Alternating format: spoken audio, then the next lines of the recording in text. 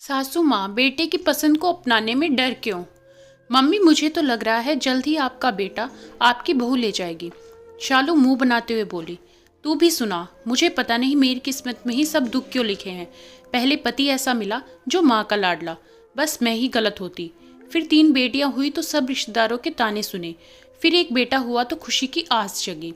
जीवन भर सुख दुख झेलकर बेटियों की शादी की। बेटा पढ़ के काबिल हो गया तो लगा अब मेरा भी समय आ गया है, पर बेटे ने मेरे सब अरमानों पर पानी फेर दिया। अपनी पसंद की लड़की से शादी कर, मैं तो जीवन भर दुखी ही रहूंगी। विमला जी दुखी स्वर में बोली। भाभी क्या कह रही हो? कहना पड़ेगा, बहुत ही सुंदर बहू है, साथ ही नौकरी वाली भी। भाग ही खुल गए। बड़ी ननंद बोली। भाभी तो हमेशा ही किस्मत वाली रही है, पहले हमारे सीधे साधे भाई को पाकर फिर आज बहू को। छोटी ननंद बोली। अरे दीदी, सब बड़ों का आशीर्वाद है, आप खाना लीजिए। विमला जी अपनी भावनाओं पर नियंत्रण रखती हुई बोली। विमला जी और रमेश जी के बेटे राहुल की शादी रश्मि से हो रही है, लेकिन इससे विमला जी दुखी है क्योंकि वह अपने बेटे की शादी अपनी पसंद की लड़की से करवाना चाहती थी। शादी के बाद सब मेहमान अगले दिन निकल गए। राहुल भी पग फेरे की रस्म के लिए रश्मि को अपने ससुराल गया था। मम्मी जी अपनी बहू को शुरू से ही कंट्रोल में रखना, वरना बेटा हाथ से जाएगा। बड़ी बेटी रुचि बोली। सही कहा दीदी, माँ भाभी पढ़ी लिखी ही नहीं, नौकरी भी करती है, तुम्हारी क्यों सुनेगी? पर बेटा काबू में होगा तो बहू भी रहेगी। सबसे छोटी शालू बोली। सही है मम्मी, किसी भी जगह जाने पर बहाना बनाओ तो भाभी जाने की जिद करेगी, तो भाई अपने आप ही उसकी क्लास लेगा और वो अपने आप ही समझ जाएगी यहाँ उसकी दाल नहीं गलेगी। रचना बोली। अरे क्या बातें हो रही हैं माँ बेटियों में, कोई चाय भी पिलाएगा? रमेश जी बोले। जी, अब बेटियां कल अपने घर चली जाएंगी तो माँ से बात कर रही हैं, विमला जी बोलकर रसोई में जाती हैं। बेटियां भी अगले दिन अपने ससुराल निकल जाती हैं। अब तक तो राहुल को आ जाना चाहिए था, दोपहर हो गई, फोन लगाया पर उठा नहीं रहा है। विमला जी चिंतित स्वर में बोली। अब तुम्हारा बेटा बड़ा हो गया है भाग्यवान, उसकी पत्नी है अब, तुम सिर्फ मेरी चिंता किया करो। रमेश जी मजाकिया अंदाज में बोले। आपको तो हर समय मस्खरी सूझती है, अभी से ससुराल वाले की सुनने लग गया, न आगे क्या होगा। विमला जी बोली। तुम कहाँ की बात कहाँ ले जाती हो, आ जाएंगे बच्चे। रमेश जी बोले। तुम्हारा सही है, अपने समय तो समझे नहीं, अब सब बिना कहे समझ जाते हैं। विमला जी बोलकर कमरे में चली जाती है। राहुल और रश्मि शाम को आते हैं। बेटा बड़ी देर कर दी, कम से कम फोन ही कर देता, या तेरे ससुराल में हमसे बात करने की मनाही है। विमला जी व्यंग करते हुए बोली। अरे माँ क्या बताऊं, हम तो निकलने ही वाले थे, इतने में रश्मि के मामा जी आ गए। फिर खूब मस्ती हुई, हमारे घूमने का प्लान तैयार करने लग गए। इस सब में समय का पता ही नहीं चला। राहुल बोला। कब और कहाँ जा रहे हो घूमने? विमला जी ने उत्सुकता से पूछा। माँ अगले हफ्ते, कहाँ तो पता नहीं, क्योंकि रश्मि ही तय करेगी। कहकर राहुल रश्मि को देखता है, वह मुस्कुरा देती है। सही है बेटा, अब सब तुम्हारी पत्नी ही करेगी, या तुम भी कुछ करोगे? जाओ कपड़े बदलो, मैं चाय बनाती हूँ, विमला जी बोली। रात को रमेश जी हॉल में टीवी देख रहे थे। कमरे में विमला जी ने अपनी बेटी रुचि से फोन पर स्पीकर पर बात कर रही थी और घूमने के बारे में बताया।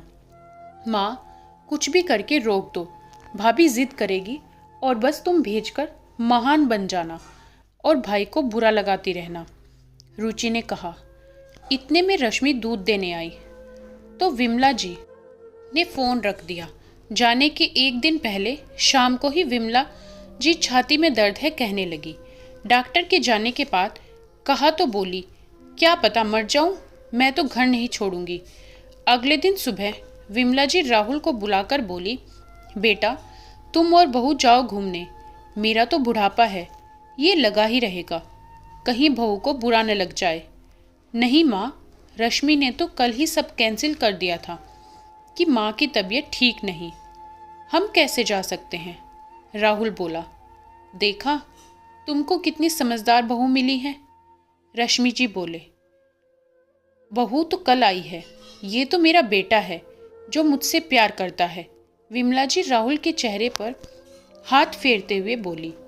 राहुल कुछ कहना चाहता था, लेकिन कमरे में खड़ी रश्मि ने इशारे में मना कर दिया। रश्मि ने सब काम संभाल लिए। ऐसा कुछ नहीं था कि विमला जी को मौका मिले। कल मेरी फ्रेंड किसी काम से शहर आ रही है, तो मैं कल उससे मिलने कैफ़े में जाऊंगी। शाम को देर हो सकती है। रश्मि राहुल से बोली। ठीक है, राहुल ने कहा। विमला जी ने सुन लिया। अगली सुबह ही विमला जी बोली, बहू, आज शाम को मंदिर जाना है। मैंने कोई मन्नत मांगी थी। राहुल बोलने लगा, माँ, वो आज रश्मि। राहुल, इतना भी ज़रूरी काम नहीं। मम्मी जी, मैं आ जाऊंगी, रश्मि बोली। बात वहीं ख़त्म हो गई। राहुल को बुरा लगा, पर रश्मि ने समझा दिया। विमला जी अपनी बेटी को फ़ोन कर बोली, बहू तो बहुत ही पहुंची हुई है। कोई बात के लिए मना करूं, पर जिद ही नहीं करती। माँ, लगता है भाभी काफ़ी होशियार है। ऐसा कर कहीं भाई की नज़रों में महान बन रही हो।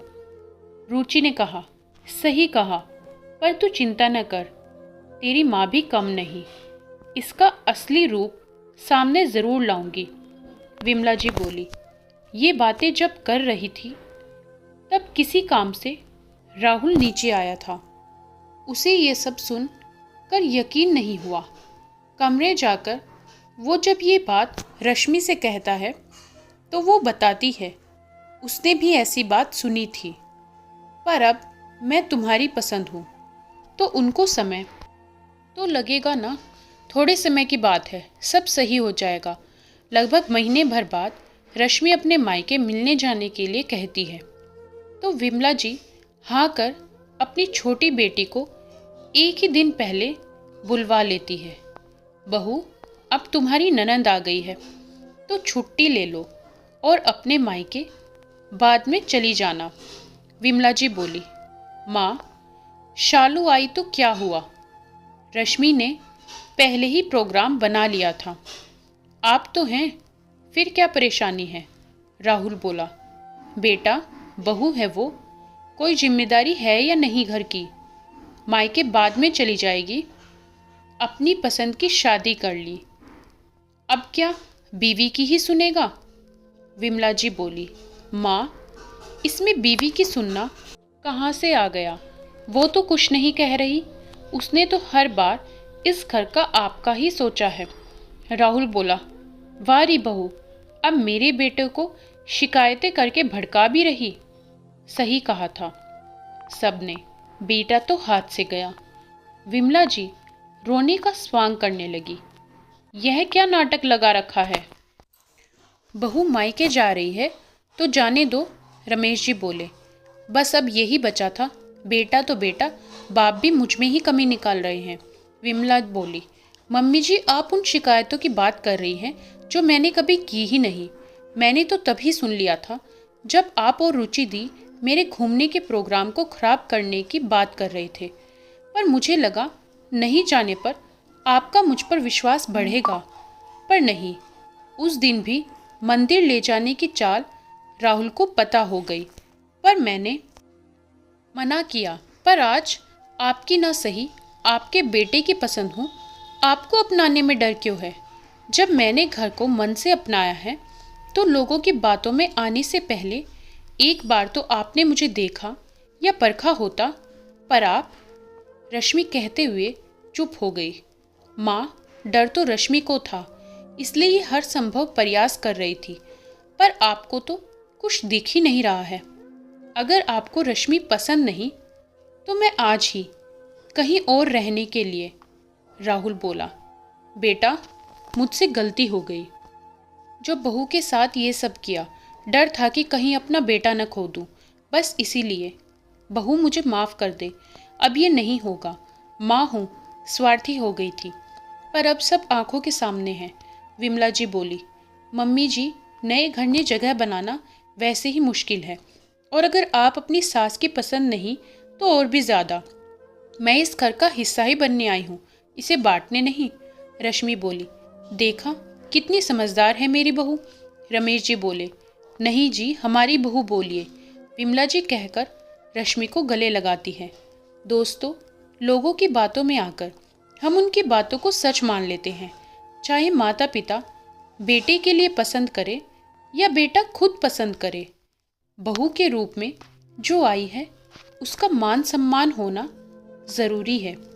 दोस्तों, कहानी कैसी लगी कमेंट बॉक्स में बताएं। वीडियो को लाइक करें, शेयर ज़रूर करें और चैनल को सब्सक्राइब करना बिल्कुल ना भूलें।